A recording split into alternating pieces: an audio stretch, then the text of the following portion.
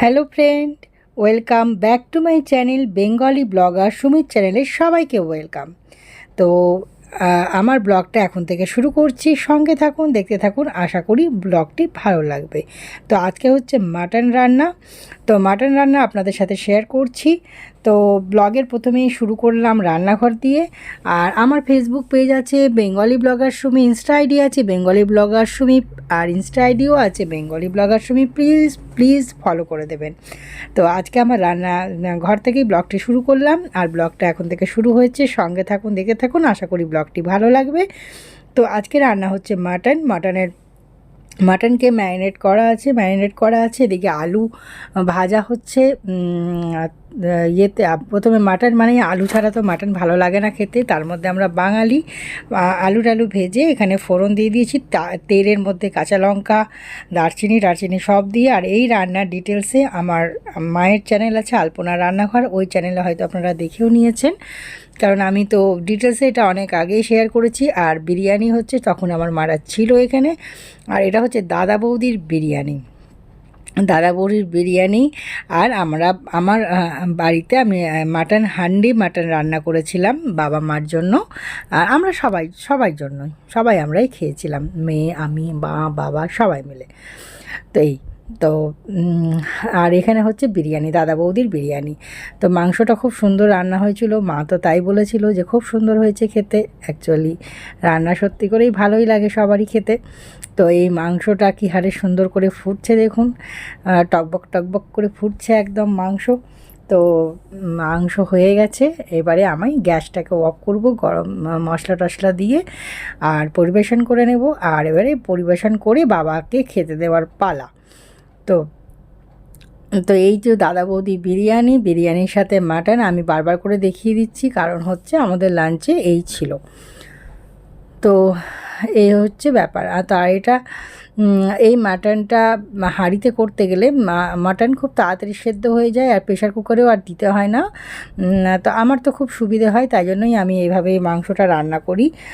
এখন মাংস রান্না হতে গেলে মানে মাটন রান্না হতে গেলে আমি কিন্তু হাঁড়িতেই করি। হাঁড়িতে করলে আমার খুব সুবিধেও হয় খেতে, মানে রান্নাটা একবারে একইভাবে হয়ে যায়, খুব সুবিধা হয়। আর এই যে বিরিয়ানি আর এটা হচ্ছে মাটন কষা, আবার ধনেপাতার চাটনি। আর এখানে সালাদটা আমি বাড়িতে একটু ধুয়ে নিয়েছি ভালো করে, ঝুড়িতে ধুয়ে নিয়ে। আর এখানে মাংসটা আমি আজার করে মানে ঢেলে রেখেছি পাত্রে। এই যে মাটন, একদম ধোঁয়া উঠছে বুঝতেই পারছেন। তো এই যে মাটন, তো এবারে আমি বেড়ে দিয়েছি আমার বাবাকে প্রথমে খেতে। আমার বাবা হাজব্যান্ড সব খেয়ে নিয়েছে। এই খাওয়ার পরে এবারে আমার মায়ের সাথে বলো। আজকে চলে যাচ্ছে মা। আমার আসা প্রায় 10 দিন হয়ে গেছে, এসে থাকলাম, বুঝতেই পারা যাচ্ছে এখন রিটায়ার্ড করেছি। এই টাইম পাস, নাতনির সাথে খানিক টাইম পাস হলো। হ্যাঁ, বেশ টাইম পাস করলাম, নাতনিকে নিয়ে, মেয়েকে নিয়ে, জামাইকে নিয়ে খুব আনন্দে কাটালাম। এখন আবার যাচ্ছি ছেলের কাছে কদিন থাকবো, একটু চেক আপও করা হয়ে যাবে, তারপর নিজের জায়গায় বাড়ি ফিরে যাবো। আজকে চলে যাচ্ছে, এখনই কথা বললো আপনাদের সাথে। তো থাকলো কিছুদিন, এখনও আছে। তো বাবার শরীরটা ভালো নেই, বাবা ডাক্তার দেখানোর জন্যই আরও বিশেষ করে যাওয়া হচ্ছে। আর আমরা ওই জন্য ছাড়তে যাচ্ছি, যদি কাশি টাশি আরও উঠে যায় গাড়িতে তো মা অসুবিধাই পড়ে যাবে, কারণ বুঝতেই পারছেন সবাই ঘাবড়েই যায়। আর কাশিটা যখন উঠছে তখন খুব উঠছে, মানে থামছে না। তো অনেক রকম ওষুধ টষুধ সবই দেওয়া হচ্ছে। আর বাবাকে তো সে ডাক্তার দেখানো যাবে না, কারণ বাবাকে যে ডাক্তার পেসমেকার বসিয়েছে সেই ডাক্তার, অনেকে যারা জানেন না তারা আজকে জানতে পারলেন হয়তো। তো বাবার পেসমেকার বসানো আছে, হার্টের প্রবলেম ছিল তাই জন্য।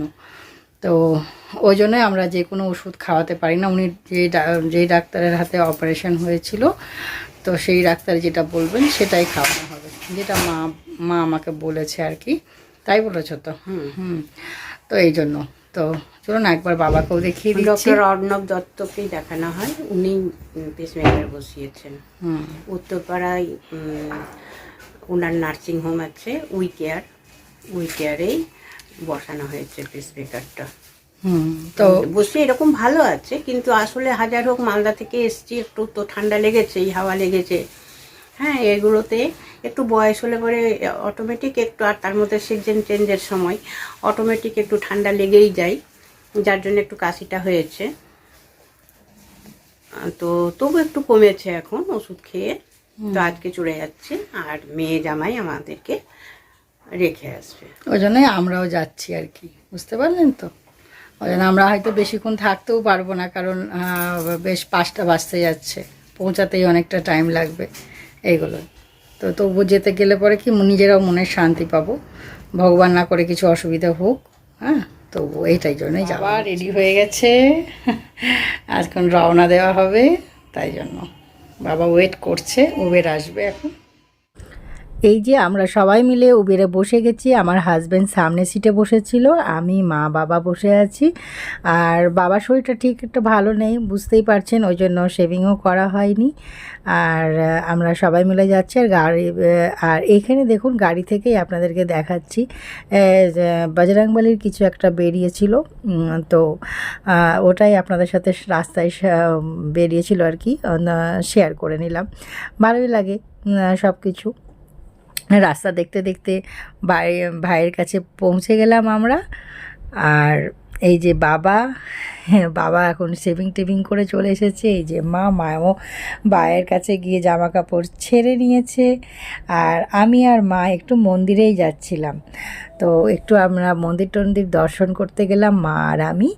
আর আমার গেলে না এখানে ভালো লাগে, ভাইয়ের কাছে, এই ভাইদের এই এতেই পাড়াতেই এই মন্দিরটা খুব সুন্দর, রাধাকৃষ্ণের মূর্তি, ওটা আপনাদের সাথে শেয়ার করে নিলাম। আর ভাই আমাদেরকে খাবার প্যাক করে দিয়েছিল, রাজমার ডাল আর রুটি। আর আমরা বাড়ি এসে আর আপনাদের সামনে আসতে পারিনি। আমার ব্লগটা এখানেই শেষ করছি। সবাই ভালো থাকবেন, tata bye bye, love you all, subscribe.